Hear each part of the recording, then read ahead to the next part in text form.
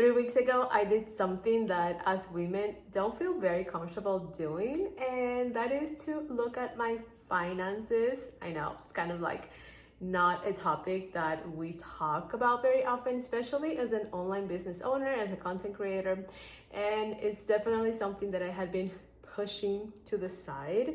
I admit I was pushed a little bit by my husband. I think males, for some reason, have a better relationship with money. It's like they are raised, since they are little boys, they grow up thinking that they are going to be the providers for their family, and I think that makes them really more comfortable with money. And I think as women, we don't get the same level of financial education.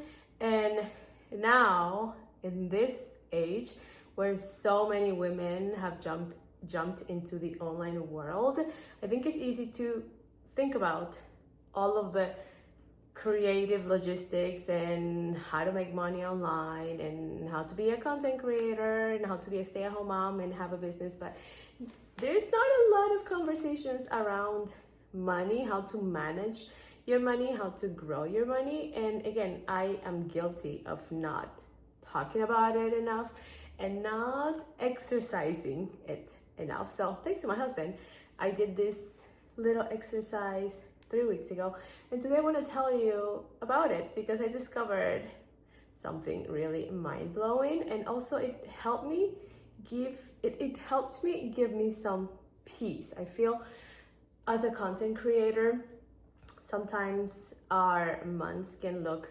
really, how do you say this? Like, I cannot really plan my income. It's hard to plan my income. It's inconsistent. And that gives sort of like instability in our businesses. But doing this exercise helped me give some clarity on financial goals and then life goals as well, because it also brought up the goal, the 10K month goal that almost everybody wants to have. It's almost like we have romanticized this number without really knowing if this is the amount that we want, that we need, that goes aligned with the goals that we have. So even though last month was almost my first 10K month as a content creator, this exercise helped me see that in reality, I need less than that to be able to do a lot of things that I already want.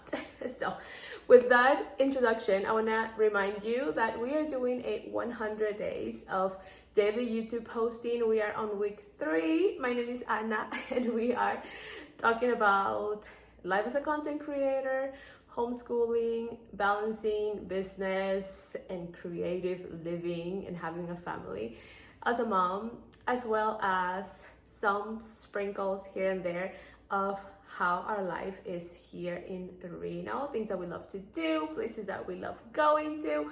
We've been here for 4 months, so I love talking about that.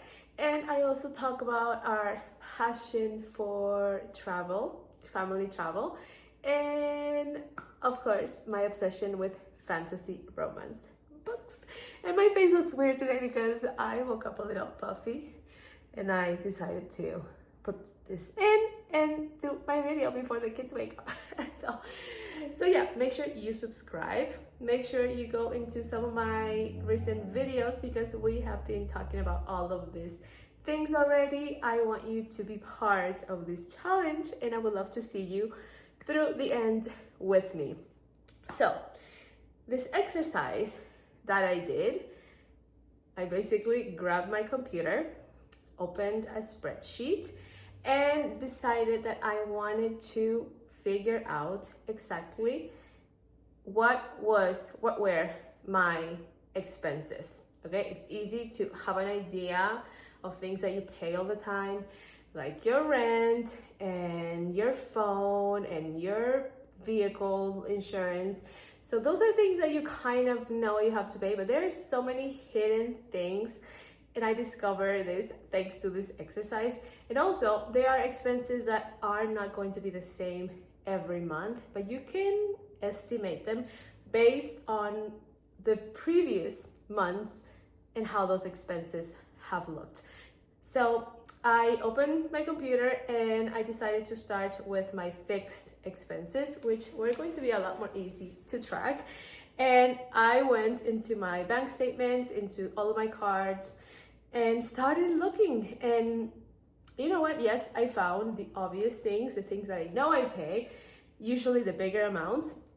But there were smaller amounts that my brain was not accounting for them. I saw the charges, but there were little things, like subscriptions to the softwares that I use for my business, like Lightroom and CapCut and iCloud, all of these little things. But they are fixed expenses because every month I get charged the same amount. So I put everything on a list, and this helped me separate how much of that is part of my business and how much of that is part of just my life. For example, I have hypothyroidism, and every month I get a pack of Fling gummies, and that is not a business expense, but it's like a life expense. Also, my yoga membership. So taking a look at this helped me organize exactly how my business is doing expenses wise. So I did that first, and then I did the same for variable expenses. And this was a little tricky because, again, it's not the same. So what I did is I rounded up to the closest number. And things that I included there, of course, were groceries, gas, days that we go eat outside. What else? Things that we spend every month, but they don't look the same all the time. So I made a list of those, and I separate them as well. I didn't have as many variable expenses in my business. The only things that could count as variable expenses would be things like if my tripod broke and I needed to get a new one, like recently. Yesterday, I got a new microphone, which I plan to be using on these videos. So all of those are variable expenses, but they're part of my business. So now having this spreadsheet helps me put everything where it belongs, and it helps me add everything up. So I hope my computer doesn't die because the battery is like really low. So that helped me see that my expenses were around $2,000, and of course this includes, I'm not accounting for things like our entire rent because I am married and we split costs. So my part of things like groceries and rent and so on, adding everything up, including my business expenses, it adds up to $2,000. And getting this number out in the open made me realize that that's my minimum number. Like if I make $2,000 every month, I know that every single thing that I need to live a comfortable life. I am including my yoga membership and groceries and going out. So it's not like survival mode, it is living mode. I need $2,000 every month to cover all of these expenses. And having this number give me so much peace. It made me feel like that is like more than what I've been making on average every single month. And it made me feel really good. And then, you know what? Having this baseline was what I needed to go the extra step. So now we start playing in the realm of dreaming and thinking bigger than your minimum. And I decided to add in this spreadsheet a list of desires, of things that I want to do, things that I want to do now, not things that I want to aim towards, things that I want to do now. And those include things like new things for our home, like our walls are bare, I would love to decorate it. I want to start buying things for our place. And I want my kids to go to classes often. I want my daughter to go back to horse riding lessons, and I want them all to take swimming lessons. I want to take them to go do art, and I also want to have a budget every month to go wild with homeschooling supplies and like art supplies. And I also want to do things for me. Like I want art classes for me, and I want to invest, and I want to save. Like I want to have specific amounts that every month automatically go to savings, go to investing. For the longest time, I had been ignoring some of these things, and I think just not having put the time to write them down and put in numbers to them just made myself not think about it and forget about it. And honestly, I am 38 years old, and I think there's just so much time I can be ignoring this. Like I should put focus on all of these things that are going to enrich my life and also my future life. So again, savings, investing, all of these things are really important and should be drivers in what I'm doing in my business and so on.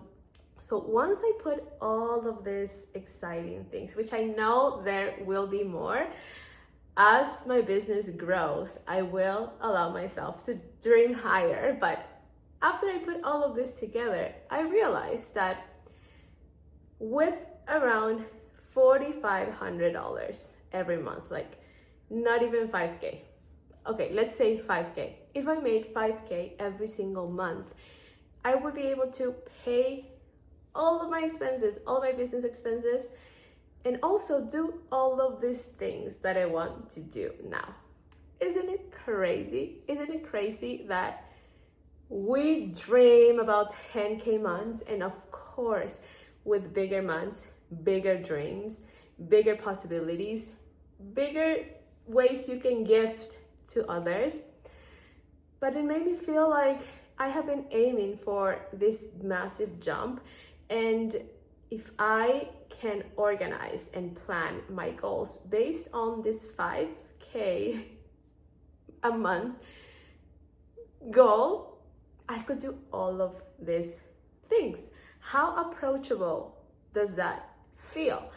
And it was exciting. I love sharing this with my husband. It made me feel like, it made my brain start to think, if I work with the retainers, maybe I can have 2 retainers at like $2,500, 3 retainers at $2,000, and I am already at 6K. So it helped me start thinking more strategically towards a goal. So it's no longer like, oh, whatever deal comes, every decision that I make since making this list is going to help me come closer to this 5K goal, which is now 5K, but hey, it will increase. It will increase.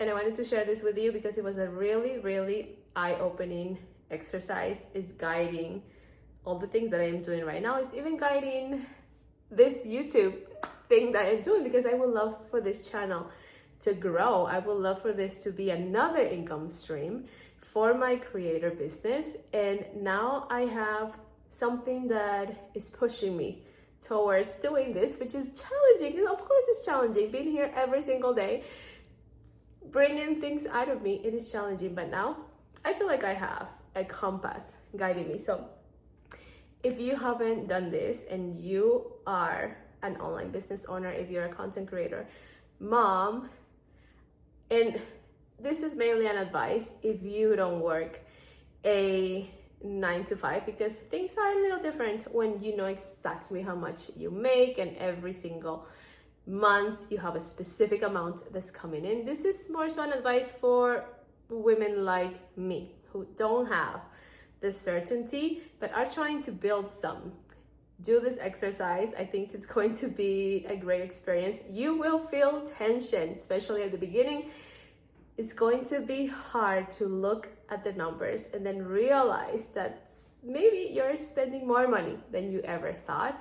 But I think once you realize how much you want, how much would be the number, what will be your number, once you decide that, once you realize that, I think it's gonna feel great to witness that it's not impossible and that you can do it.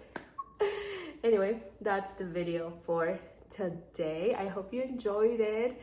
Let me know let me know your thoughts. Let's have a conversation. I am opening the doors for the comments below. Make sure to subscribe if you would like me to talk more about money and business as a content creator mom. Let me know. I will love some ideas on the videos that I will make in the future. And that's it. That's all I have for today. Subscribe, watch my other videos, say hello, and I will see you tomorrow.